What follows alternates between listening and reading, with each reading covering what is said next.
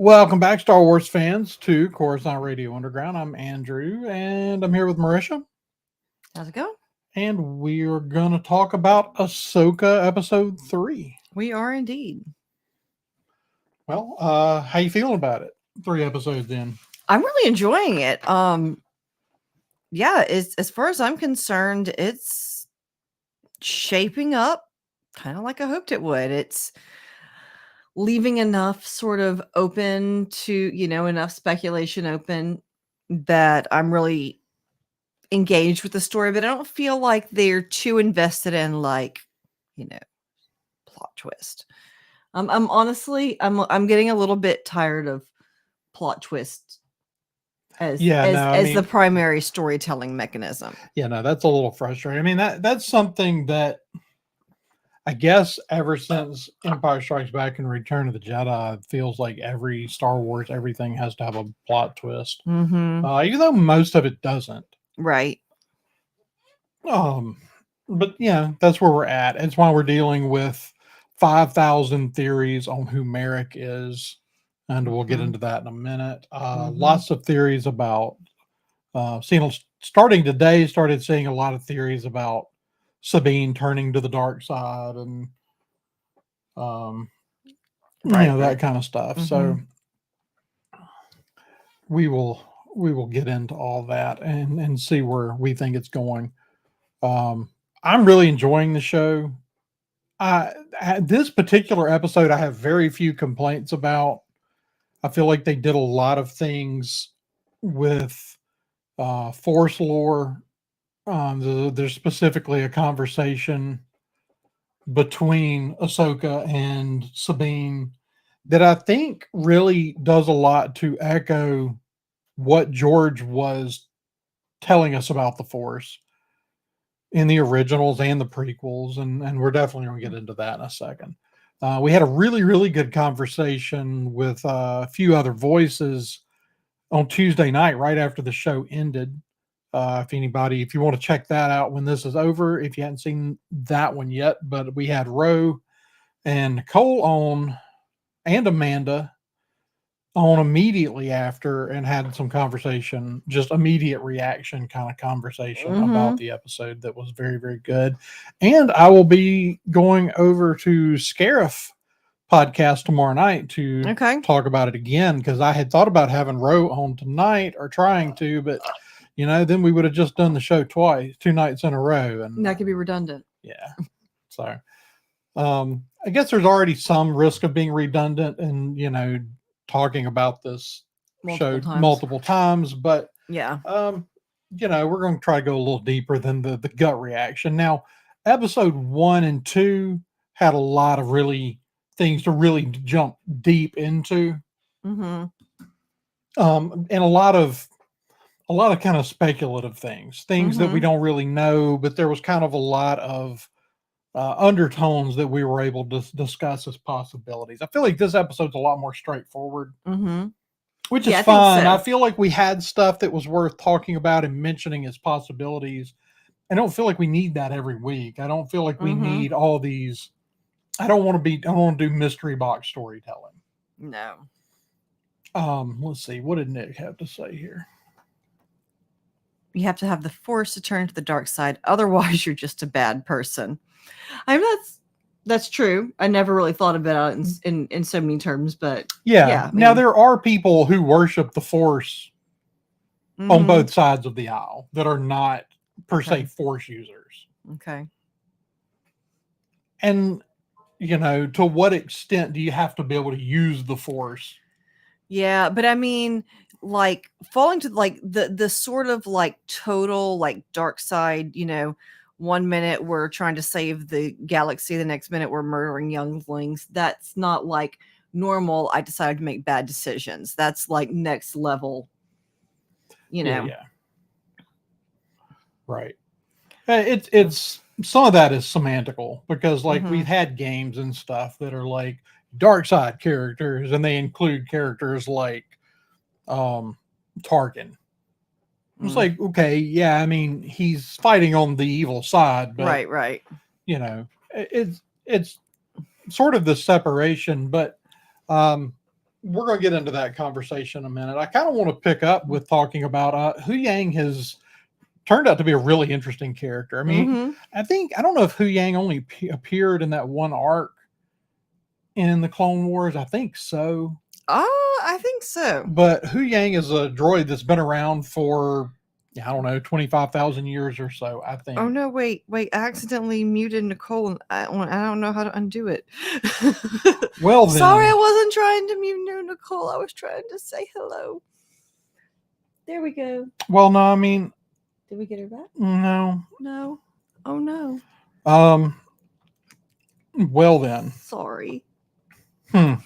Nicole, I'm very sorry. I'm trying to figure out how to bring you back here, but I'm going to let Marisha work on that since I'm trying to continue a conversation here. Okay. Sorry, but I'm not sure how Marisha blue wrenched you by accident.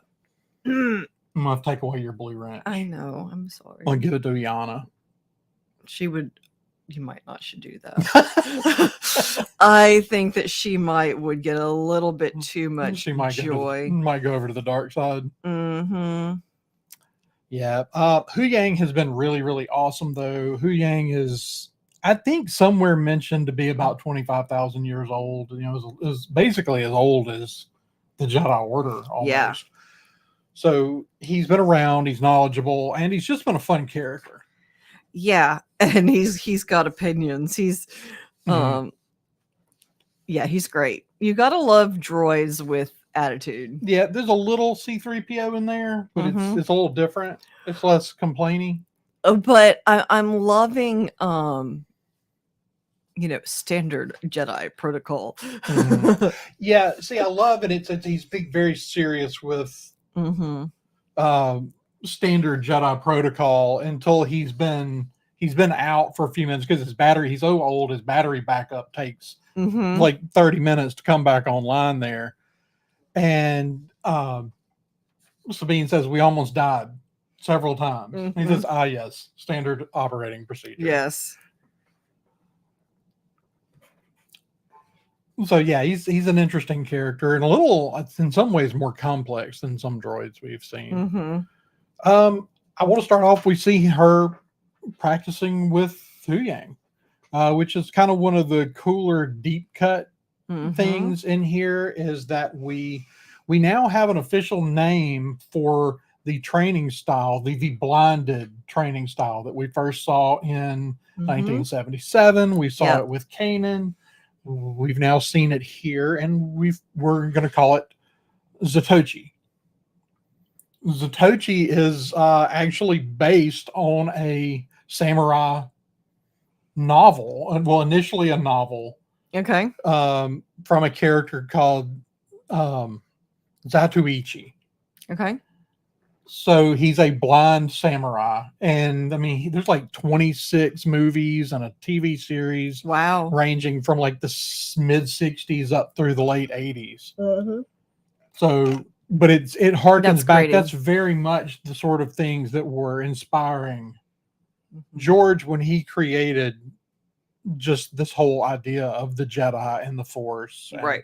And all this. So it's very, very cool that not only do we now have a canonical name for the training style, it harkens back to the origin of the whole idea.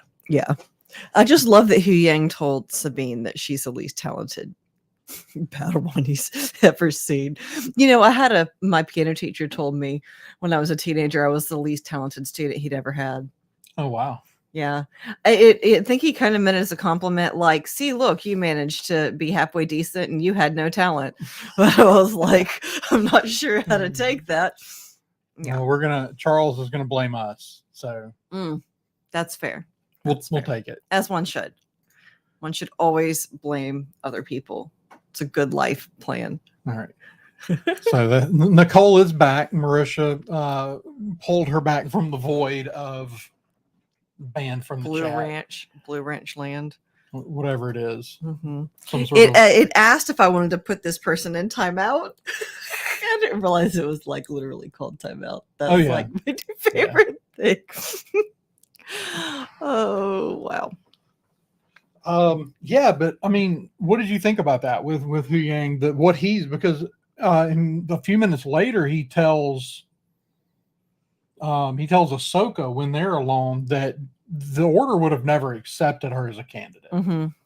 That she's just not a suitable candidate at all. Right. And I guess we can just jump right on into it. We really open with the training sequence, even though it's kind of spread out. But Mm-hmm. I mean, what did you just think about the whole training sequence in general? No, I thought it was great. I thought it gave us I think there was lots of good it was a good expository experience because you got to kind of see where everybody is at this stage in their lives, right? Yeah. Ahsoka is not, and the last time we saw her in this kind of environment, she was a student, right? She was a student. Now she is unquestionably and undoubtedly the master. You get to see Hu Yang and how he likes the rules and how he likes things done. And you also really get a good feel for where Sabine is at, where her head is, where her abilities are. And that she is, she's got something going on there with her Force abilities, but she is definitely not what one would traditionally consider Jedi material. I think I tend to agree with Hu Yang on that assessment. Yeah. She's. So Ahsoka's ship here, like, do we know where Ahsoka's ship came from? Or did it just appear in the final episode of Rebels? It's not the ship. It's not the ship that they take the younglings to find their crystals in Hu Yang ship? Wars. Yeah, I don't know. Honestly, I'm really not sure because her ship is. I mean, it's an old Jedi ship, right? It's not just a Jedi ship. This is old. The helmet that she puts on Sabine has the old Jedi logo on it. Okay. So, I mean, it would make sense for it to be Hu Yang's ship. He's been around a very, very long time. Yeah. So I'm not sure if he just comes with the ship. But it's clearly a... See, that's the thing is I can't remember specifically seeing that ship. I don't remember. Honestly, I'm just not... I mean, DJ says yes. So DJ says yes. Okay, so she has had this ship for a while. But and I don't remember anything about the ship showing up, like where the ship comes from. No. But I want to know more about the ship. And, I'd like to know more. Well, I'd like to know more. But I mean, the ship is, it's this room, this central room that functions as both a meeting place and a dojo. Right. No, I'm just saying, like, I tend to be like, and it's a ship and it flies. Right. I tend to be. This ship's more than that. It's true. Yeah, that's true. But like, when did we first see the ship? That's never a question that's going to be my strong point. Right. Where did we first see that hat? I'm much more likely to be on that, all over that question. But where did we first see that ship? Not quite so much. All right. So we actually had this conversation on Tuesday night without you because I was miserable. You weren't feeling well. So we did 2 shows on Tuesday. We did one immediately before the episode premiere and one immediately after. Okay. And the one before, the primary thing that I wanted to discuss in that episode was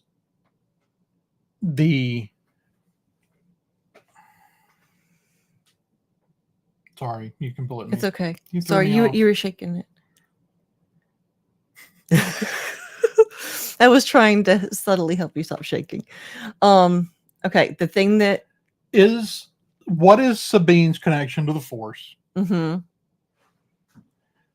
Do we care if she's made to be this Force sensitive character? And then in relation to that, now asking kind of the new question is, how do we feel about Ahsoka's explanation of the Force in this episode? Okay. That's several questions. What's 3 questions? Okay. Multiple questions. How about that? I don't mind. I mean, the Ghost crew was always collectively very lucky.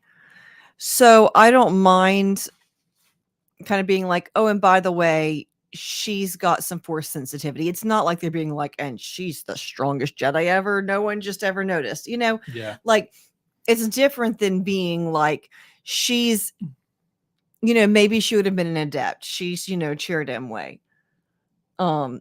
Sans the mystical training. Right. I don't mind that. Yeah.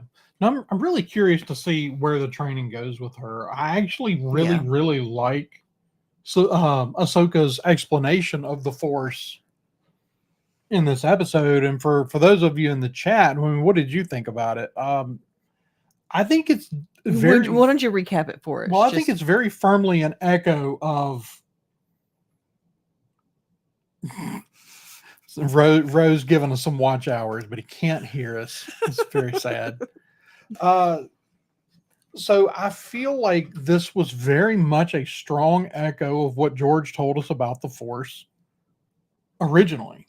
Okay. So the conversation is basically Sabine says, I can't use it. I can't use the Force. I can't feel it the way that you do.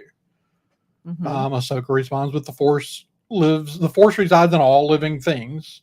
And Sabine asks the important question from there, which is, if the Force lives in all living things, then why can't everyone use it? Mm-hmm.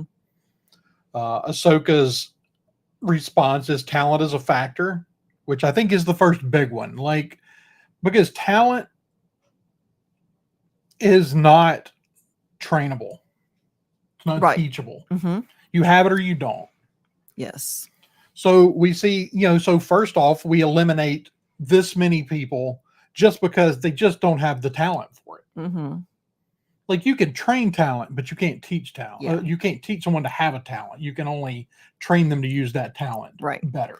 And you can teach people who have no talent to a certain extent. Yeah. Well, people that have no natural talents for playing a musical instrument, like you were talking earlier, Mm-hmm. like, piano, but you can teach people to play. It may always be very mechanical, Mm-hmm. but you can learn to do it. Mm-hmm. But you won't have the same talent as someone who's just born. And you're not going to make the ability. same progress at the same speed. Right. It may take a lot longer for you to reach a proficiency that other people could just walk in and just have. Right. So Ahsoka's full explanation is talent is a factor, but training and focus determines success. Yeah. And not everyone can handle the kind of discipline it takes to master the ways of the Force. Mm-hmm. So we have 2 statements in there. We basically say everyone has it, everyone's connected to it. Yeah. But first we remove this group of people from the pool who just don't have the talent for it. And maybe that talent is somewhat hinged on, it takes a special person to be able to even open their mind enough to train to do it. Yeah. So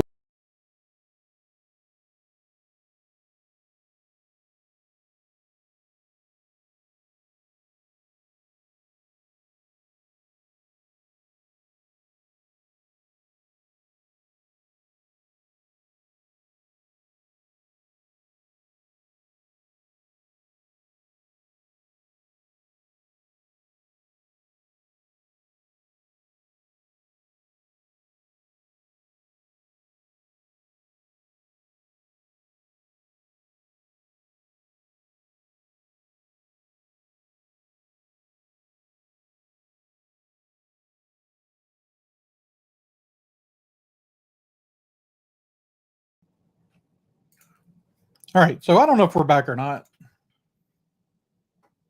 Hello, can anyone see us? Hello. I guess we'll give it a second because we have some lag. Communication disruption can only mean one thing. There we are. Oh, good, we're back.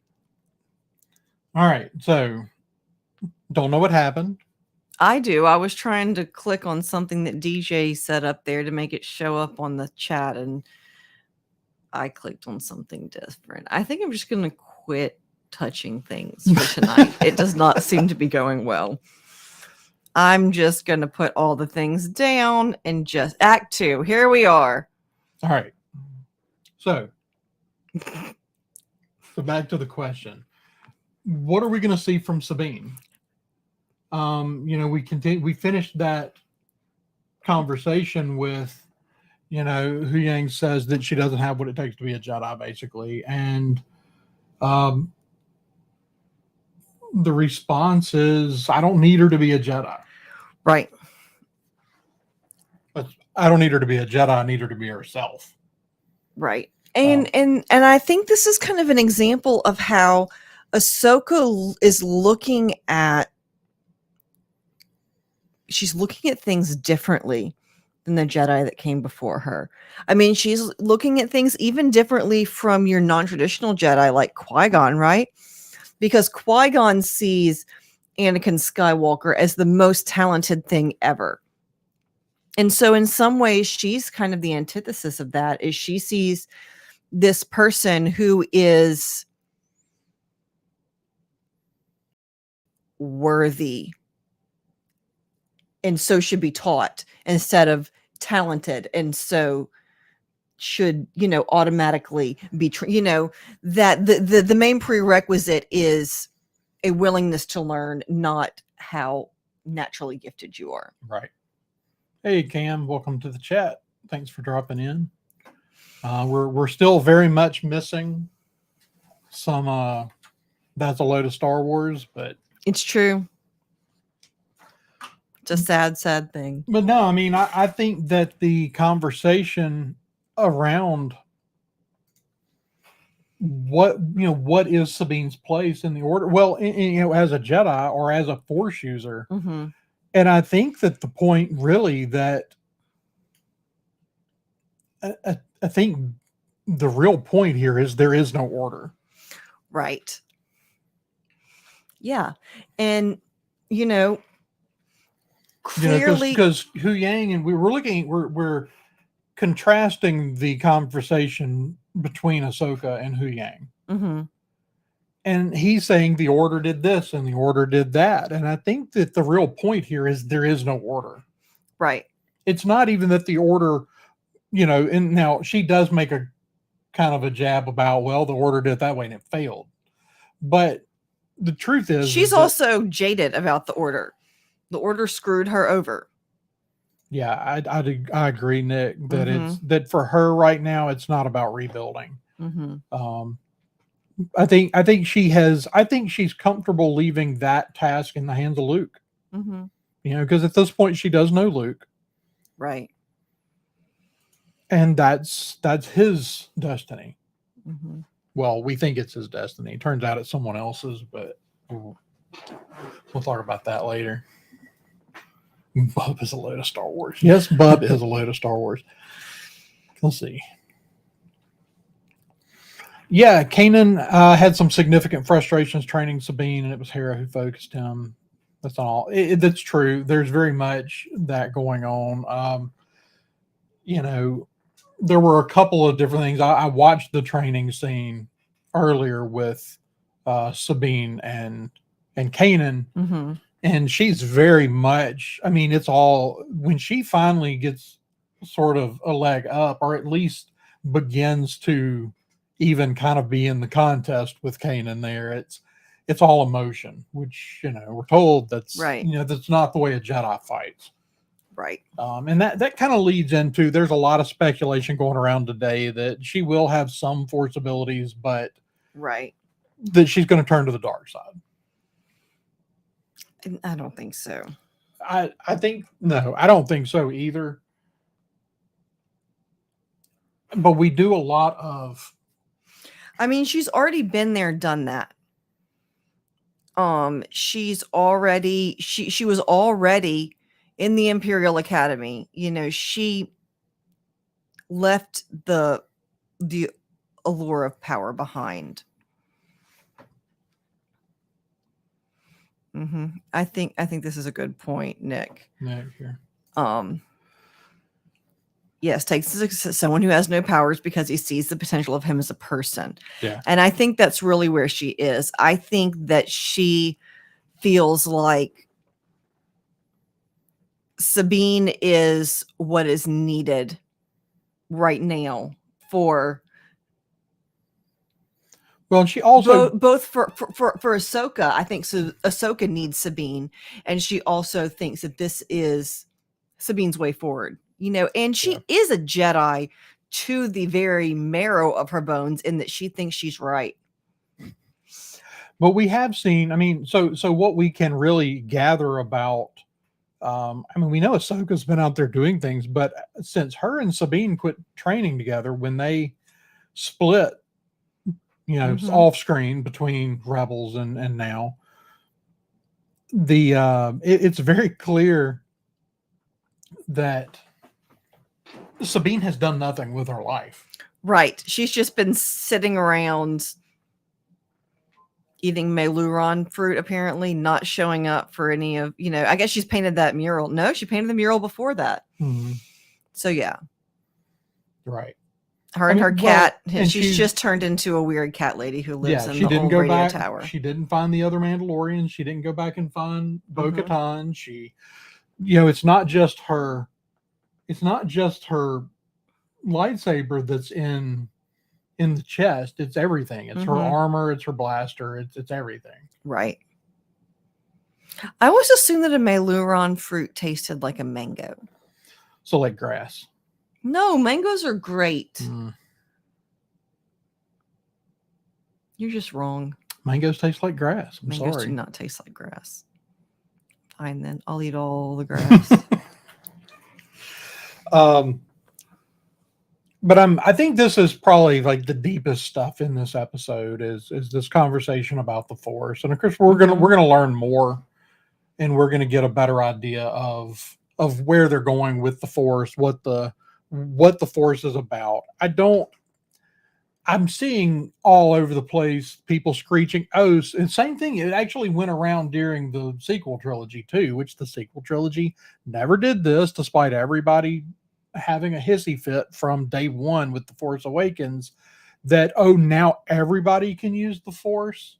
Like, that's not where we're going. Right. Like, it does seem like it might open the door to some, people to learn to use the Force, but we've always had Force religions following the Force. And I think you mentioned Chirrut Imwe earlier is a really great example of someone he's not a Jedi, but it's like whatever his connection is to the Force, it's real, it's there, and you can see it. An adept, isn't that what they call him? Don't they call him an adept? He's a Force adept. Yeah. He's not it's like in much the same way, I think that, your Eastern religions have mystics who can do some pretty remarkable things with their body and with the energy and with the world around them. These are your Shaolin monks, basically. See that? Tastes like grass. Unripe mango. I know, but we live in Mississippi. That's all we get. And so that's kind of how I always viewed it. You can anybody can attain the physical abilities of, a martial arts master, given the commitment and the time and the energy. Right. So and maybe the talent, but everybody can't move objects with their minds. It's just not how it works. Right. He did. It's true, because I don't know that I've ever found a ripe mango in the store here. So mangoes taste like grass. Okay, so we've got Cam's got a let's see. Certain people have gifts. Yes. So I think that that's a really a good correlation. Certain people have, certain people can have certain abilities that are different. We all have, we have different gifts, but we're all made in the image of God, right? We're all have a connection. Yeah. So. Yeah, I mean that's so. I don't think that anything said in this show, and honestly, like it's Dave Filoni, and as far as people that understand what George was, at least at the time they were making the Clone Wars, what George's belief on the Force were, and really even going back because he seems to have spent a lot of time picking George's brain about the original movies. Yeah, is I don't really expect Filoni to come in and just destroy the Force lore. Right. Like he might mess up something, he might do something we don't like somewhere along the way, but he's no, he knows what he's talking about. Yeah. Right. Yeah, we actually talked about that the other night is I mean, I think you can make a good argument that anyone in the Star Wars universe who just, to some extent just appears very lucky or just unnaturally good at something. Is drawing on some connection to the Force because we don't exist in a world where luck's really a thing. Right. Everything that's perceived as luck is just the Force. Right. So I think that's where we're going. I think that there will be some level of Force ability here. Don't expect Sabine to be the next great Jedi. No, she's not going to be this year's Rey. Right. Who's just well, that's another thing is just kind of a bit of ridiculousness that I've seen online today is, they're trying to make Ahsoka the new face of Star Wars. Like the sequels tried to make Rey the new face of Star Wars and they failed and this will fail too. Well, I hate to tell you this, but Ahsoka has kind of been one of the faces of the franchise for a while now. Absolutely. It's like they're not trying to replace Vader and Luke and Palpatine and Han and Leia and Chewie. They're not. Right. But like everybody's like, oh, we want new stuff. We want new characters. Move away from the original stuff. Right. And then when they do this, like, oh, now you're trying to replace the originals. Like, come on, guys. You can't have it both ways. Yeah. Which is kind of what they want. Like they don't want it either way. Right. They just want to complain, and gives them that's true. Something to complain about. Yeah. Here's Cam talking about the it's the equivalent of one person having a gut feeling about something and it being true versus someone else who is in tune and intentional about these promptings and acts on them daily. Yeah. Some people just are more sensitive, to what's going on, whatever it is, whatever you believe that it is that people pick up on. Yeah. Some people have more of a this is it. Cam says every story, show, book, comic, etc. is just contributing to the large galactic picture, which was happening. And some people are acting like, oh no, the original is this mural painted on a wall, and people are coming behind and drawing graffiti over the beautiful mural. Right. But they're not. They're expanding the mural. Yep. And also, just because one person makes an assertion doesn't make it true. Yeah. Because one character voices, even a character that we're generally led to believe is right about things, makes an assertion, doesn't mean that they have the whole picture. Yeah. Going back to a theological context, I hear people say things on the regular, and I'm like, what? Like, where did you dream that weird thing up? And I'm sure there are some things that, some opinions that I have that they might feel the same way about. That doesn't mean necessarily that one of us is right or wrong. It means that we have difference of opinions. Yeah. I mean, I hear people argue, staying in the theology realm, I hear people argue points all the time. And I'm like, y'all are both just holding a piece of the puzzle. Yeah. So I always liked the blind man and the elephant metaphor. You've got somebody says, "Oh, it's just like a leaf because he's got the ear." One says, "No, it's just like a tree because he's got a leg." One says it's a snake because he's got a trunk. Yeah, everybody's like got a different part of the picture, and Yeah. and that's what makes it an interesting world is we have lots of different points of view that may be true from a certain point of view. Right. Or they could just be flat out wrong. But just because one person in Star Wars says something doesn't mean we're throwing out everything that came before. It just means this person has a different view of things. Yeah. I mean, and that's the thing. There's a lot of finger pointing saying this doesn't fit within the larger picture. That basically this puzzle piece doesn't match this puzzle. So far, I don't see anything that doesn't. I think that this is a wonderfully crafted story.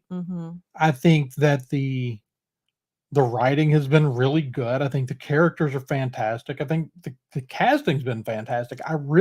This 3 episodes in, I just honestly couldn't be happier with this show. Yeah, I'm really pleased with the direction this show's going. There was definitely a lot more exposition in this episode. There wasn't quite as much. I mean, I don't know. We definitely had some things happen. Well, and that's the thing. I've seen the argument that this episode didn't push the story forward. What would your response to that be? That basically we're at the same place at the end of this episode as we are at the end. But I mean, for me, the conversation about what the Force is contributes enough to the conversation of moving the story forward that there's a lot of, I mean, that's not just huge to this. That's a broadening of the picture of the Force starting right where George left off. Yeah.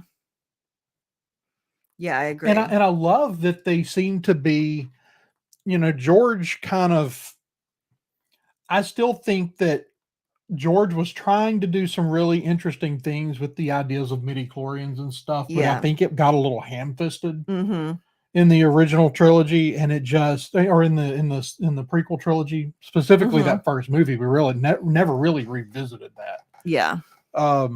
Like, I mean, I don't know. I mean, people talk about midichlorians. It's like, well, they only happen. We only talk about them in that one movie. We've had other like little references to M count and things like that, but it was just a little ham-fisted in the way he did it, and it sort of, for a lot of people, demystified the Force. And I know we've had conversations. I don't necessarily want to rehash those. Yeah. I think to some extent it does. It's like we're going to lay this scientific explanation on something that's really unexplainable. But I mean, the thing is, I feel like it works in an in-universe sense because true things are quantifiable. Well, I mean, we can quantify a lot of things. Like in our own religion, we can quantify a lot of things, but we really only know a little bit about God. Right, but like, so in this sense, the cosmic force is a God. Right. And we're only going to know so much about the way it works. Like this, why does this person have a high midichlorian count and this one doesn't? Right. I mean, there's all sorts you can have conversations all day long about was the Jedi Order an attempt to limit who had the Force? Because we rule out attachments. Right. So we know that a lot of Force users just come from blood lineage. Right. So was this an attempt to control who had and who didn't have the Force? I don't know that it was. I don't think the Jedi started with like a nefarious purpose, but you can make that argument. Right. And so I think that Dave Filoni, and really to his credit, George Lucas, when he was, because, everybody says Dave when they're talking about the Clone Wars, but it was George and Dave. Right. And I think that they did a lot that they don't necessarily get credit for in that series of kind of bringing those mystical elements back to the Force and saying, look, midichlorians, they exist. They're a thing. That's how we connect to the Force. But like, it's still this mystical thing that we really only understand so much about. Right. Yeah. And so again, that's the Clone Wars elevating that Yeah. the prequel trilogy, which they did immensely. And Oh, absolutely. sometimes George doesn't get the credit for playing a part in that. Mhm. Everybody goes straight to Dave. Right. Somebody else fixed this mess he made. It's like, no, he just didn't really have time to necessarily express all his opinions about, really didn't have time to delve as deeply into the lore in the prequels as I think he did in the Clone Wars. See, I didn't get that feeling from the cockpit at all. But in fairness, sometimes I honestly think some of the stuff we watch now is so high quality as Mhm. far as resolution. Mhm. Like, Yeah. it's just you can see the flaws. Mhm. Yeah, because it's so there's no like it's a little bit blurry and it's kind of forgiving. It's just not at all. Yeah. Yeah, the stuff I agree.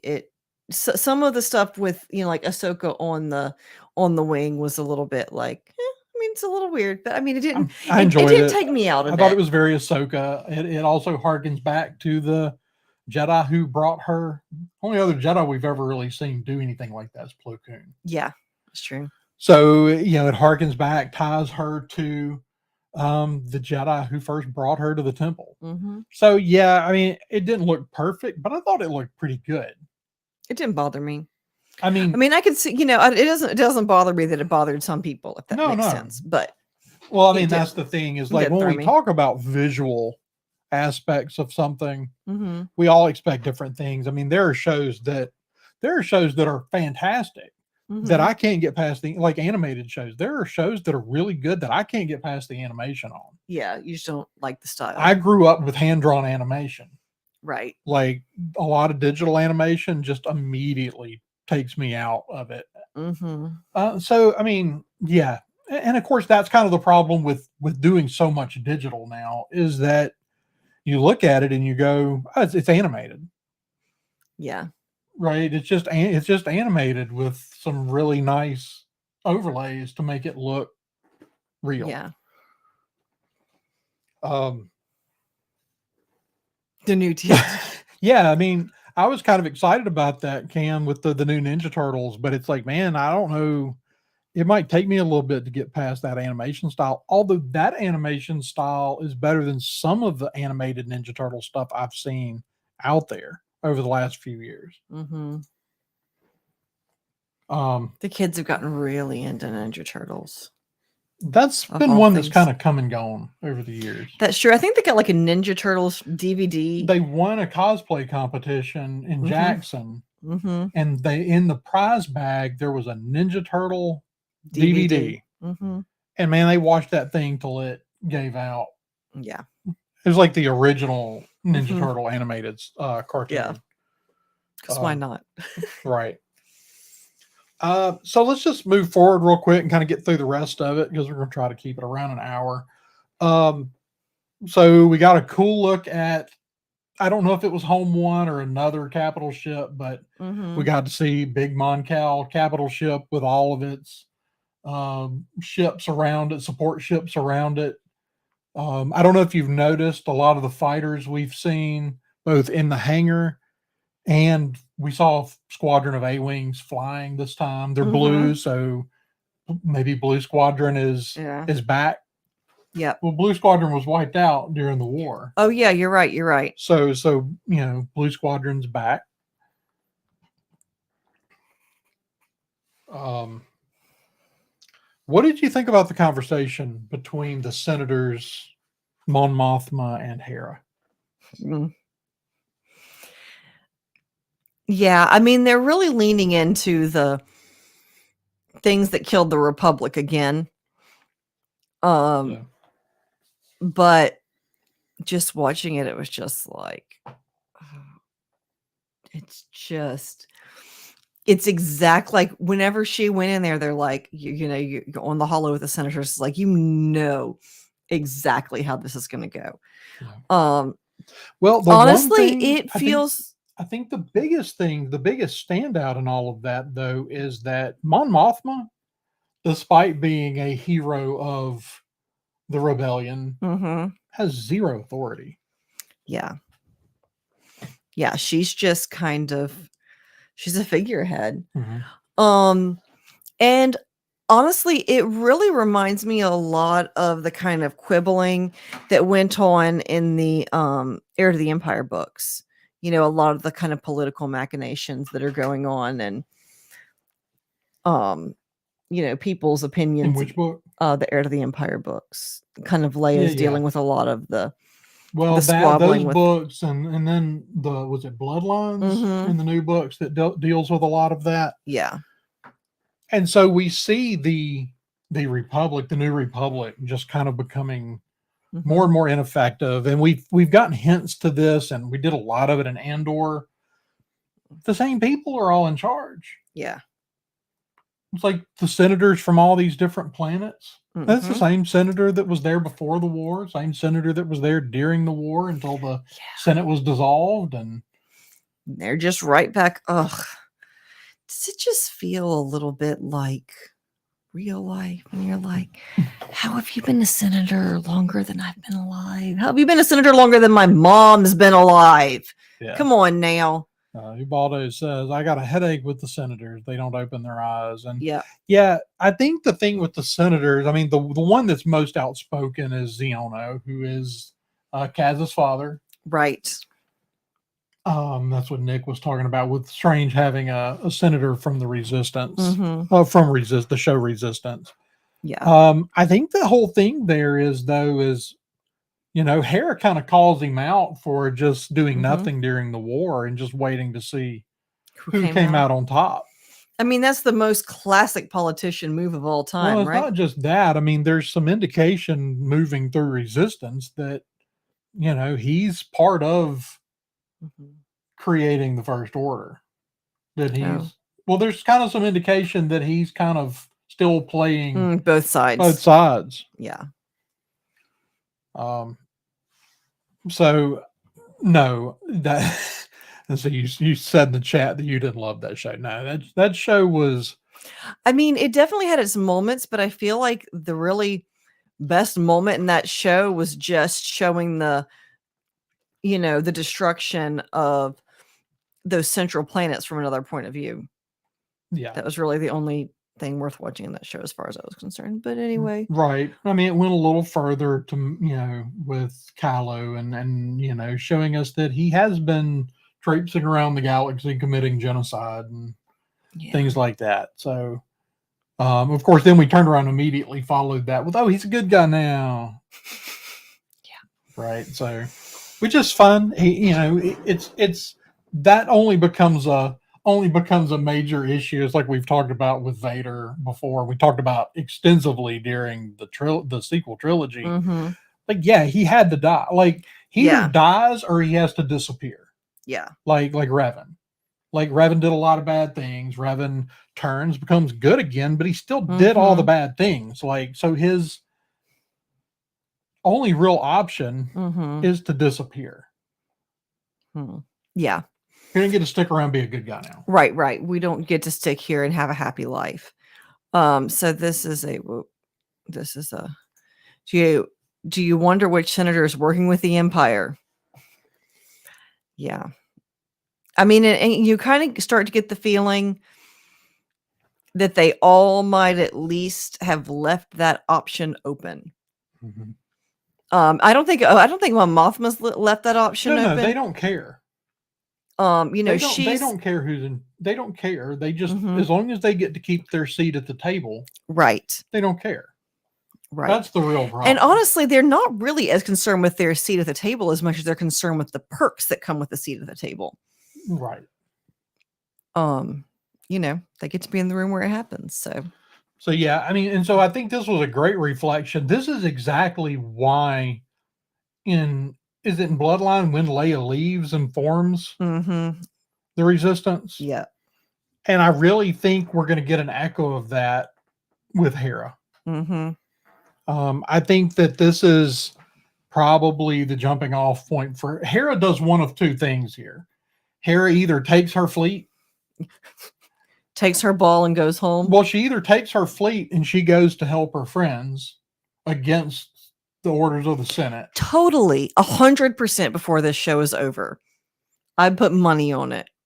Or she resigns her commission and takes those willing to go with her on her own, which is more of a reflection of what happened to Leia. Yeah, Those that were loyal to Leia came, went left with her. yeah. And I think that's what we're going to go. We have that line in the trailer that's, once a rebel, always a rebel, which at this point I'm going to assume is when Hera shows up. Yeah. And so we're going to get a moment of like, this is who I am again. Yeah. So I'm no longer this New Republic general. Right. We're right back to being being rebels. Yeah. Yeah, Mon Mothma's an interesting one because she really does try. Sometimes though, because she tends to follow the rules, I think she ultimately is rendered ineffective. And I think, she follows the rules when other people doesn't, and ultimately. Yeah. Well, that was the really cool contrast between her and Luthen. Yeah. Luthen? Yes, Luthen. When other people don't. I said when other people doesn't. Oh wow. Yeah, no. That doesn't work. It don't work. It don't work. Don't work at all. I, as a grammar teacher, clearly. But Luthen and Mon Mothma was this parallel we were given where Mon Mothma will mostly play by the rules and do a few things under the table, where Luthen is really not playing by anybody's rules but his own. No, he just does totally his own thing. Yep, 100%. But yeah, I thought that was a really interesting conversation. Of course, the other little moment we got there was we got to see Jason, which yes, I didn't think was going to happen. I figured we would just because.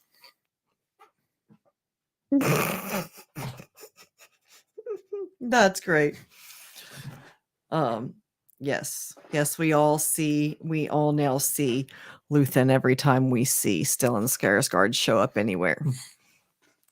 What did you think about seeing Jason? Because honestly, I mean, we didn't need to see Jason for this story, at least as far as we know. I thought that we would because I mean, when she has the conversation with Mon Mothma, and Mon Mothma's like, "Well, how's Jason?"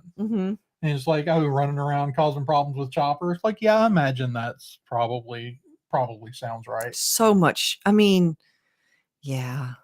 So what do you think? Like Jason, the coolest thing about Jason's outfit that he's wearing, I don't know if you noticed, he's wearing a matching pauldron to Kanan's on his right arm. Yeah. Oh, wow. But he has heard about Sabine leaving to become a Jedi. And he wants to become a Jedi too. Right. Which mommy is not excited about. Right. Just like every mommy whose kid wants to do something dangerous. Yeah. So let's real quick have a conversation about what they could do with Jason. Because, and I think I said this last week. I said this on one of the shows. I've done like 5 shows in the last week. I don't remember which one I talked about this on. I think we're going to see Jedi being trained, even in Luke's academy, that are done with their training and long gone. Yeah. Before the destruction of the academy, because everybody was doing this with the Mandalorian. It was like, oh, Grogu's going to go train with Luke. Well, we know what happened to Grogu then. It's like, well, no, you don't. And the same thing here. If Jason is 10 years old or so by this point, so Jason goes and trains. Jason's long done with his training before the destruction of Luke's temple. Yeah, Jason's older than Kylo Ren. And he's older than Ben Solo.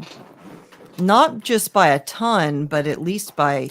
Yeah, but I mean, we don't assume that these people are necessarily staying and doing their training until their mid-20s. For decades, right. if they're going as kids. Honestly, I don't think he probably. I would not see him as a likely candidate for Luke's school. I think he's either going to train with Ahsoka, or if Sabine gains enough skill to pass her training on with Sabine. I don't think We're also he's going to bring Ezra back at some point. yeah.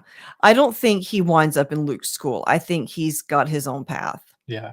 I guess my point really is just to the people that are like, oh, if he goes to Luke's school, we know what happens to Jason. It's like, that's do the Yeah. math. Like, Yeah. he doesn't have to go to Luke's school and spend the next 2 decades there. Right. It's a long time to spend at school. I don't want to go to school with anybody for 2 decades. So yeah, I'm curious to see, and I do agree he's probably part of the future of Star Wars. I think we're slowly kind of building some characters that can play a big role, and what Sabine's role is yet to be seen. Of course, Rose thinks she's going to die in this series, which she could. I'm still not sure on that one. So, of all of our main characters, who do you think is the most? If somebody's going to die in this series, who do you think it's going to be? If you're going to kill a main character in this series,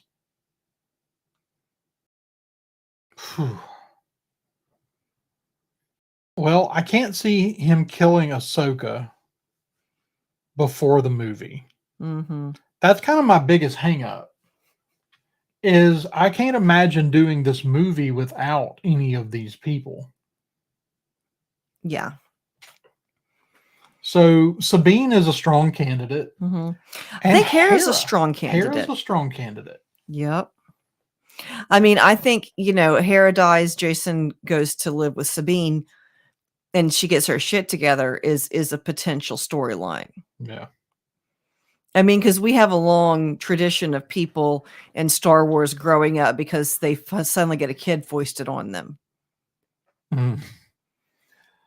So yeah, that's I do think that's certainly possible.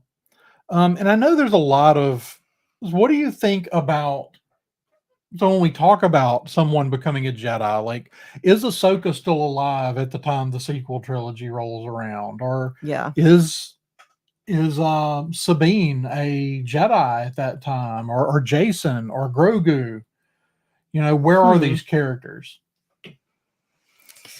And I kind of feel like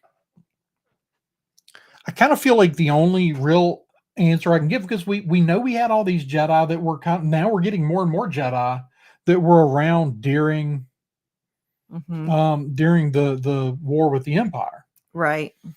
Where were they? Well, we know some of them were kind of like doing kind of behind the scenes players. I mean, the war was huge. Like, so we got this one Jedi over here fighting.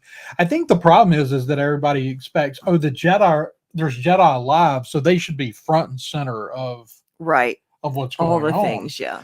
And I don't think that's necessarily true. We get a mention in Kenobi about, we've got a living Jedi who's basically just smuggling Force-sensitive children out of harm's way. Right. Like, that's his. And so in that way, I guess I kind of think about the Jedi at this time as being kind of like Tolkien's wizards. They go where they're needed. Yeah. They're guides through this trying time. Right. For some people. They're not there. And I mean, I think Ahsoka in particular has learned the lesson of, the Jedi were put front and center and made the face of the war. Right. With the Empire. And that was clearly problematic with the ideals of the Jedi. Right. But we're getting on up around an hour. So let's right at an hour and 28 seconds. Well, we had that like 2 minutes where we were invisible. That's true. All right. So we got a really cool dogfight. First dogfight in this show. Yeah. I love the look of the ships. Very much harkens back to George Lucas, designed the dogfights in the original trilogy on World War II type dogfights. In fact, when the first time they showed the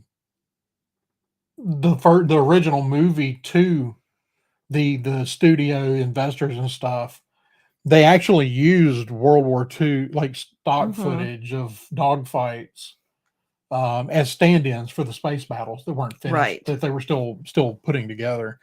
So the planes are very, very. They remind me a lot of the like a F4U Corsair or P-51 Mustang, something like that.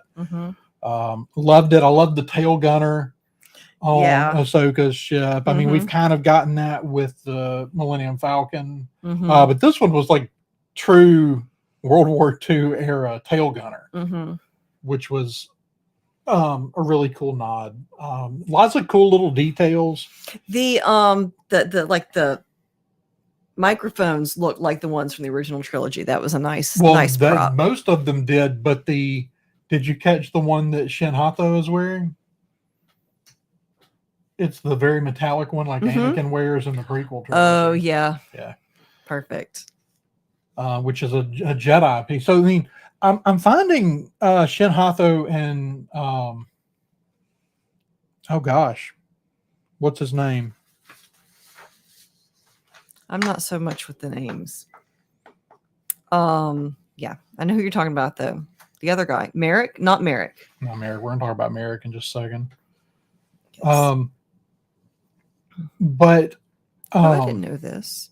What? The TIE fighters, Charles said the TIE fighters were based on Japanese Zeros. That's cool. I mean, the bad guys are stormtroopers, so it's Balin. Balin is the guy. Balin, there we go. Thank you, Ro. So Balin, he's kind of got his soldiers there on the ground when we see him at the end, talking about the World War II stuff. Man, the guy, he's got a couple of those guys are more droids, but the guy that comes up and speaks to him with the mask, man, very like Axis powers, military uniform there. Yeah. Like really like an SS. I mean, that's basically what the Imperial uniforms are. They're very... But this one was different. This was different than what we've seen before. No, I was just saying it's a similar kind of aesthetic. So we got to see Purgle live action space whales. Yeah, they looked good. I thought they did. They looked really good. And for the first time, I mean, animation's one thing, but now seeing them in live action and seeing Ahsoka's ship up next to them and realizing they're huge. Very big. They're so big. But I thought they looked very, very Space good. megalodons, one might even say. Well, that's a shark. You get the idea. Space megalodons, that would be bad. Yeah. You just thought that worm in that rock and Empire Strikes Back was bad. Yeah, I agree, Ro. I was skeptical. Of how they were going to translate to live action, but the space whales look surprisingly good. So we got a good look at the hyperspace ring, almost completed. Yes, very cool. And so the impression I'm getting of that is it is a hyperspace ring meant to carry something really, really big. Death Star. But it's also got its own command deck. Right, which is... It almost seems like it's the ship, the hyperspace. Well, the hyperspace ring is a ship. Yeah, but it's also meant to carry something. So I guess at this point, I think that they are.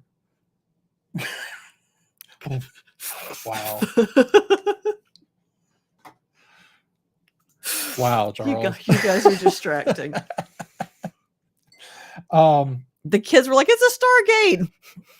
Yeah, well, I mean, there was this possibility there for a moment with, a Dathomir witch involved that there was the other race from Dathomir in the books and the comics called the Qua, who built what was called an Infinity Gate, which is just basically a Stargate. Which is basically just a Stargate. And so a lot of people speculated about it was actually an Infinity Gate.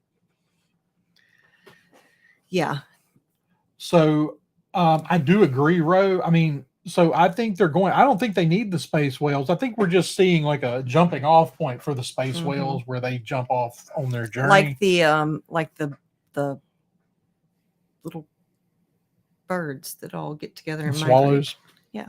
Or hummingbirds. That's the one I was looking for. Pelicans. Penguins. Ostriches. All right. Sorry. Hummingbirds all get together and then migrate. I saw a pelican at the hummingbird feeder earlier. Oh, shut up. Carry on. So I kind of agree here. I don't necessarily think they need the space whales because they have the coordinates.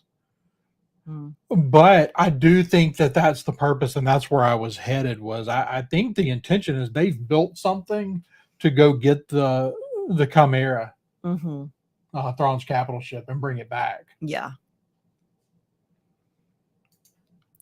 I think it's going to go some really interesting places. Ooh. Could you talking about Rose's comment about woodpeckers, or Charles's comment? Charles's comment about that it could be some kind of something to actually harness the power of the Purgle itself. Maybe, but I mean, that thing's got 7 Star Destroyer hyperspace cores, so it doesn't really need more propulsion. That's true. Hu Yang's already told us how powerful the thing is. That's true. I mean, I think that's a very interesting concept, and I actually kind of prefer that. I actually kind of like that concept. But yeah, I think that it's this thing that's built, it can fly on its own, that it has its own command deck, and they're going to leave with it just like it is. Yeah. That it's built to bring the Chimera back. Interesting. Actually, though, potentially, what if they... Although I guess they wouldn't need a map for this. I was going to say potentially they could use it like as a harness for the Purgle, then they could fly it back once they get there, once the space whales take them where they're going. But if they were going to do that, then they wouldn't need a map. Right. So the whole map thing would have been redundant. Right. So because of how many people freaked out when we said searching for a map in the first episode, like I'd like for the map to have a purpose. Yeah, I think so. Oh, that seems likely that we will see Ezra on a solar surfboard being chased by a space megalodon. Marisha said it here. Or something. All right.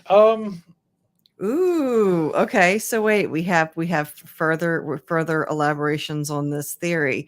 If that's the case, then Merrick is Ezra, and he will be controlling the Purgle to get them to do what he wants them to do. Yeah, I mean, I think that's a sound theory as far as if Ezra was, if they were using the hyperspace whales. Yeah. Then again, we don't know. The hyperspace whales they're sort of an advanced creature in the Star Wars universe. I mean, I think one, they can fly through hyperspace. Right. But 2, like, how would they respond to a dark side user trying to use them for their own purpose? It's a good question. Because there seems to be an intelligence. Yeah, that's true. So, I don't know. I think it's really interesting. There's a lot of Merrick theories. And before we wrap up, what are your favorite Merrick theories? And do you believe that Merrick is anyone we know? I don't think Merrick is anybody significant that we know before. I think he's just some guy. No, I think Merrick, he could be a new character that's meant to be cool. But that's the thing, is like every time we get a character that looks cool, but we can't see their face, the first thing we do is develop 47,000 theories as to who they are. I mean, there are some good ones. I mean, he could be Ezra. He could be Starkiller. He could be... Okay, that one's my favorite one. Starkiller's my favorite one. Yeah, this would be a big change to the Starkiller character. And to be frank, like if they told... Oh, what's his name? Sam Witwer, that he could play Starkiller. I can't imagine him not saying yes. However, he has said over and over and over again that Starkiller should never be done in animated or live action Star Wars because the character was not built really to operate within the rules of the world. They were built to operate within the rules of a video game. Right. No, I don't think that version of I don't think we ever get that version of Star Killer, but I think we could get a version of Star Killer. But I don't think, I'm not buying the Ezra theory. Yeah. I put out there the other night, so going back to Merrick's name, Merrick is spelled differently, a kind of a bodyguard to King Arthur. Yeah. And he is turned into a wolf by Merlin? by Morgan. Morgan. Okay. Who we have Morgan, we have our Morgan, the witch here. So it's possible that he's not even someone that's bad. We've seen the Night Sisters possess that's true. multiple of our good characters before. And in this context, a lot of times Filoni does wolves as good, light characters, but our other two wolves, we're kind of using wolves in a darker sense here. He's the third wolf. We're also working in groups of threes. Yeah. But is he there against his will? Ooh, that's an interesting. So. Ooh, maybe he's the little guy from the other video game, the redheaded guy. Who's the Joker? Yeah, Cal Kestis. Yes. So I've seen Cal Kestis theories on this character. I just tend to think, there was something out there. I don't remember. It was something, I think, from Lucasfilm that calls him a former Inquisitor, which basically just rules everybody out. That just rules out all. He does look like an Inquisitor, so yeah, that tracks. So, maybe he is a former Inquisitor, and he's not just anyone. He's a survivor. So, at this point, because most of the Inquisitors already survived the Jedi Purge. Can you imagine if you did a character, like if you had never had Mandalorians, or even just today, if the original trilogy came out today and Boba Fett showed up, the crazy theories? Yeah. It would be wild. But he was just meant to look cool. Right. So I really think that Merrick is just a character that's meant to look cool. He could develop into something else. But we've got a lot of characters here, and I don't think he has to be playing any particular role as a character we already know. Yeah, I agree. I'm absolutely fine with them giving me new characters. So I don't know. We'll see. Do you have any other thoughts before we wrap up? My thoughts are that dinner's probably ready. Well, we need to get it out of the oven before it turns to the dark side. It's true. It would be a shame if dinner turned to the dark side, because that's the only dinner option that we have. If it's turned to the dark side, we're eating it anyway. Just saying. All right. So unless anybody... Yeah, Filoni has talked about remaking Starkiller as an Inquisitor. And I think of all the theories out there for him being an existing character, that Starkiller is the most likely. Sam Witwer's pretty tall, though. I don't think he's tall enough. He's taller than... He was a good head taller than Rosario Dawson. All right, I'm going to have to go do a little bit of digging to some people's sizes. The only thing is that we full on, like in the... So he that character is full on credited as the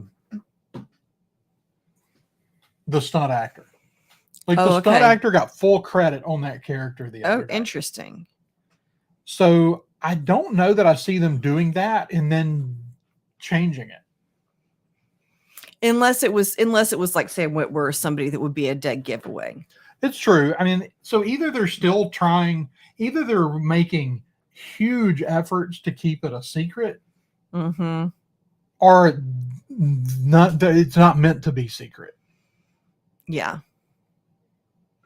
And I'm sort of just on the side of that he's just Merrick. and that I'm Yeah. not going to be like, my feelings are not going to be hurt when it doesn't turn out to be somebody I already know. Yeah. All right. So anything else? Any final thoughts? I don't think so. All right. I think I've about exhausted all my thoughts on the subject. Awesome. Well, we're going to wrap it up for the night. Let's see. Let's see what Cam had to say. I don't like the masked dude. It might return for. That's a pain in the Ahsoka. Very nice. That seems like a good plan. All right. So, can people find you online anywhere? Mm. Okay, fine then. All right. You can occasionally find me on Instagram. I am princesses_and_Padawans, and I'm Padawans on Twitter. All right. You can find me. Keto is Sith leaning. I agree. I mean, I'm real tired of keto, like 20 days in. I feel like I'm dying. Yeah. I don't much like it. I keep taking breaks. I'll be like, oh no, I've got to go out of town. Someone else is feeding me. I have to take a break. And then it takes like 3 days to get back on it. So I'm not losing very much weight. All right, guys. You can find me running the Twitter account for this show at crew_podcast. That's CRU_podcast. Thank you to everybody who joined us in the chat tonight. It was quite a few of you. I'll just kind of run through the ones I can see. At the moment, Danny just showed up from Comics and Cosmetics. Camray, Nicole, Ro, DJ, Ubaldo. Amanda just showed up. Amanda is in the chat. Nicole, if I didn't say Nicole, did I say Nicole? Yeah. Okay. And Nick, don't forget Charles and Nick. So we had a very active chat tonight. So thank you all for showing up and hanging out with us for a little while we talked Ahsoka. It was fun. Remember, I will be over at the Scarif Scuttlebutt podcast tomorrow night. So tune in for that. But I think that's going to do it. So until next time, may the Force be with you. This podcast is a member of the Red 5 Network. For more Red 5 Network podcasts and content creators, visit bio.link/Red5.